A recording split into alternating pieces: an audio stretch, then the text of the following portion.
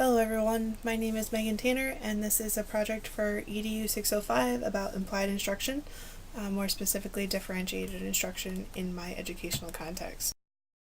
So right now I am working with 4-H. It is the largest youth organization in the country.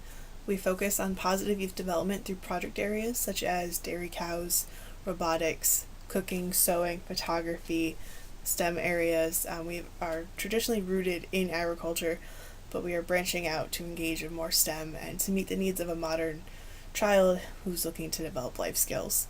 On an average week, I can see kids ranging from 5 years old to 18 years old, so I need teaching instructional methods that can be adapted quickly to different age groups. Our learning environments can vary. Sometimes I'm in an after-school program, sometimes I'm hosting an educational workshop, and sometimes I'm working with our traditional year-round 4-H program clubs. Differentiated instruction is a great way to engage with these kids because of the fact that differentiated instruction helps to break down barriers in the classroom. So often we are focusing so much on trying to engage with every kid that we can when we can really be teaching to engage every kid that we can. So by utilizing differentiated instruction, 4-H educators can move away from seeing themselves as keepers and dispensers of knowledge and move towards seeing themselves as organizers of learning opportunities, so we can really facilitate these learning things. Unfortunately, 4-H is deeply rooted in tradition. This can be a drawback and a great thing at the same time, because sometimes this means that educators aren't as open to learning new ideas or new teaching concepts. So sometimes it's important to take a step back and realize that we need to be willing, especially on the part of the extension professional, to try something new and to step out of our comfort zone in order to engage with the kids. It really truly is essential. So differentiated instruction is the bridge that will connect these students to the material that we are teaching. It's a great way to engage with students because students will not care what you know unless they know that you care. So for this lesson specifically, I am going to be focusing on teaching dairy judging. This would be for a 4-H club context where kids range from 7 to 19 with varying experience levels in the dairy industry. This lesson would just be an introduction to dairy judging. It'd be a great chance to follow up on some stuff. So as a pre-learning activity, 4-Hers would do a part search like this one from the Holstein Foundation, where they can kind of go through and figure out what parts they do and don't know. The sheet that the kids would get would be blank from the answers. I've included the answer key just as an image for this slide. During the learning, kids would be broken into two groups based around the recommendation of their 4-H club leader, because often when you go into a club setting like this, you might not know the kids, so it's important to reach out to those who do. So it'd be easy to break these groups into either by experience level, which would be novice, junior, intermediate, or senior, or mixing older kids to mentor younger kids. So that would be based on, again, on the recommendation of the club leader. But they would be judging a class of dairy cows from Horde's Dairymen, and they would be setting up a basic set of reasons like the image on this slide. So this group would be working on concepts and understanding why they're placing the cows the way they Post-learning, it's important to build in time for reflection and evaluation after the lesson.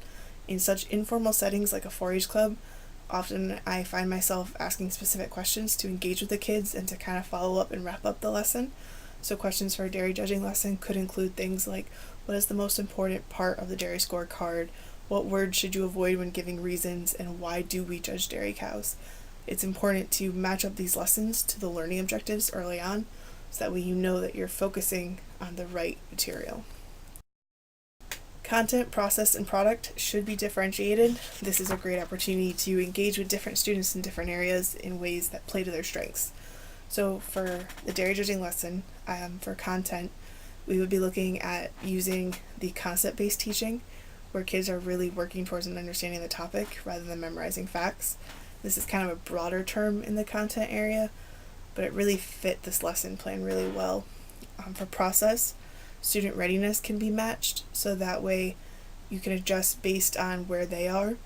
Like I said, this group would be a variety of ages, so it's important to be able to make sure the lesson is hitting the new kids to the club as well as the kids who've been with a dairy animal for 10 years. So that student readiness can really be adapted, and it gives a chance to maybe the older kids to teach the younger kids and create these mentorship opportunities. The product for this lesson would be a basic set of reasons, which could be presented if you had time. So that would be a chance for the kids to stand up and practice public speaking. use terminology from the dairy industry, and to really develop those life skills that go along with needing to be able to present something. Other strategies that can be utilized for differentiated instruction include targeting different senses and offering more student choice in a lesson.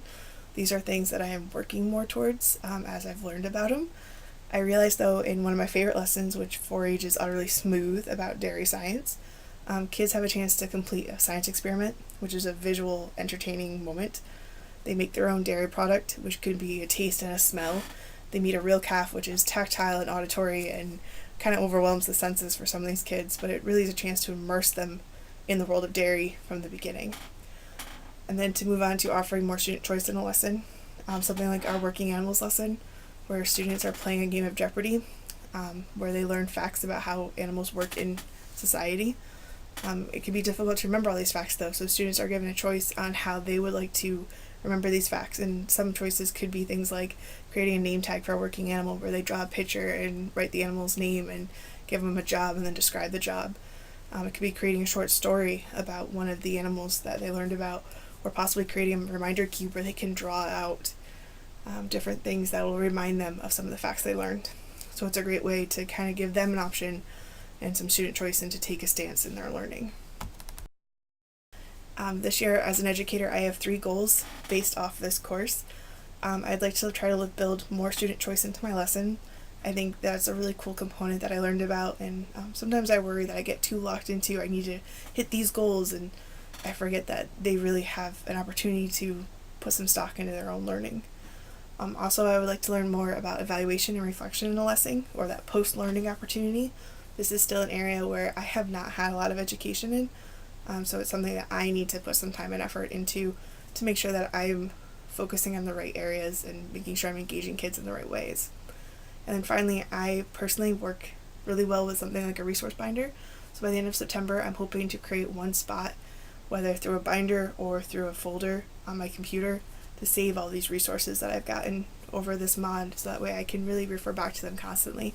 I think if they're an easy spot to find, it would really help me as I continue on writing lesson plans through after school in the fall.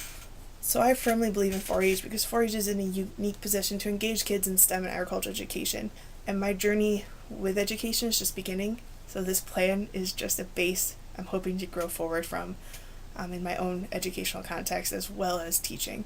I hope to establish these habits early on because I think it'd be much better for me to walk this journey with differentiated instruction to help meet the diverse needs of my current and future students as I move forward on my own journey as a teacher. During the summer, I do work with other college students, so it is a cool opportunity to talk to them about differentiated instruction and to reinforce what I've learned through this course. It really is a great way to build that bridge between the materials and your students.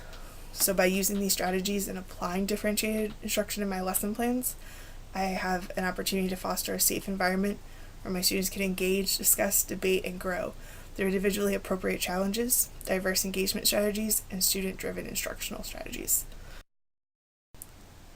These are my resources I used for this project. Thank you for watching this video and have a wonderful day.